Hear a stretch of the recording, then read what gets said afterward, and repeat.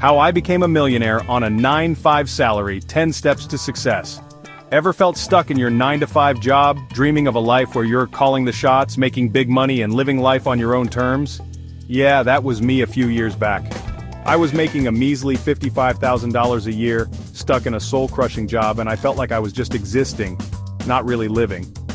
But fast forward to today, and I've built a net worth of over $100 million. It wasn't some magic trick, guys. It took a ton of hustle, a whole lot of learning, and yeah, I definitely made my fair share of mistakes along the way. So, buckle up, smash that like button, and let's dive right in.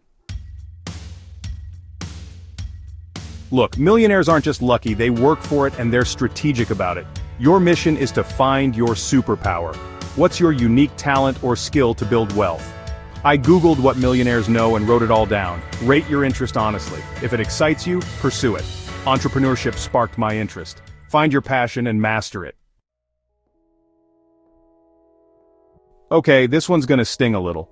But trust me, it's for your own good. You want to be a millionaire? Surround yourself with people who support your ambitions. I learned this the hard way. When I started my business, I was so pumped, but instead of support, I got crickets. Or worse, condescending looks and jokes. It hurt, but it made me realize something crucial.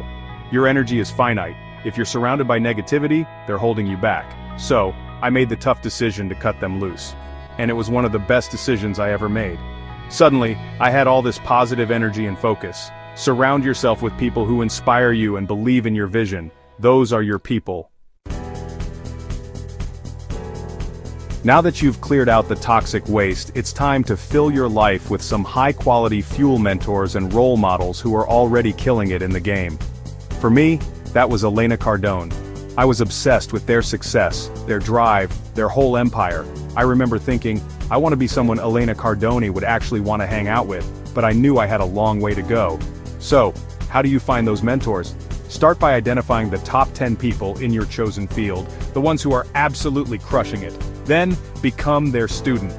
Read every book they've ever written, watch every interview, study their every move. Chapter 4. Stop wasting time. Time is your most valuable asset. Once it's gone, it's gone. Treat it like the precious commodity it is. Replace time wasters with activities that move the needle. Listen to podcasts, read books, and follow successful people. Chapter 5. Go into debt. Yes, really. Okay, before you click away, hear me out. To make money, you often have to spend money. Invest in yourself, your education, your business. Sometimes that means taking on a little debt. There's good debt and bad debt. Good debt is an investment in your future. Leverage other people's money to create wealth. Chapter 6. Get in the room. And speaking of rooms, you need to put yourself out there. I'm talking about attending conferences, workshops, industry events, networking mixers, any place where successful people in your field hang out. But here's the key. Don't just show up and expect magic to happen. You gotta have a game plan. Before every event, I'd set a goal for myself. I'd say, okay, Graham, in 3 months, I'm going to have completed X project so I can confidently talk about it with anyone here. It forced me to stay accountable, to hit my deadlines, to become someone worth talking to. So, do your research. Find out who's going to be at these events. Study their work, their background, their accomplishments. Chapter 7. Learn how to sell. Let's be real, every millionaire, I don't care what industry they're in, knows how to sell. It doesn't matter if you're an engineer, a lawyer, a doctor, or an entrepreneur. If you want to reach the top of your game, you need to master the art of persuasion. You need to know how to sell yourself, your ideas, your products, your services, and this isn't about being pushy or sleazy. It's about listening, understanding your audience's needs, and offering genuine solutions to their problems. One book that completely changed my perspective on sales was Grant Cardone's Sell or Be Sold. It taught me that before you can sell anything to anyone else, you have to sell yourself on you. Chapter 8. Here's the thing about becoming a millionaire. It's not some mysterious, unattainable goal. It's literally just math. If you can figure out how to make $2,740 every single day, guess what? You'll be a millionaire in a year. It's that simple. So, break it down. How many products do you need to sell to hit that number? How many clients do you need to sign? How many deals do you need to close? Once you have those numbers, set daily goals for yourself and track your progress like a hawk. Are you hitting your targets? Great. If not, what can you do differently tomorrow to get back on track? Chapter 9. I know, this one sounds a little harsh, but sometimes, you need a healthy dose of reality to light that fire under your, you-know-what. Every day I look at my vision board, I see my goals, my dreams, the life I'm building, and then I look at my bank account. And you know what? There's a gap, there's always a gap. But that gap, that's my fuel.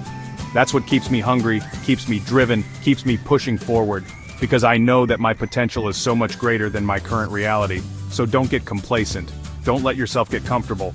Remind yourself that you're not where you want to be yet, and then get back to work. Chapter 10. Look, building wealth takes time. It's not going to happen overnight. If it did, everyone would be driving Lambos and chilling on yachts. You're going to face setbacks, you're going to want to quit. You're going to have moments where you doubt yourself and your abilities, but here's the thing, every successful person has been there. The difference is, they didn't give up, they were persistent, they were resilient. They knew that success was a marathon, not a sprint. So be patient with the process, but don't use patience as an excuse to procrastinate. Don't wait for the perfect time to start because there's no such thing.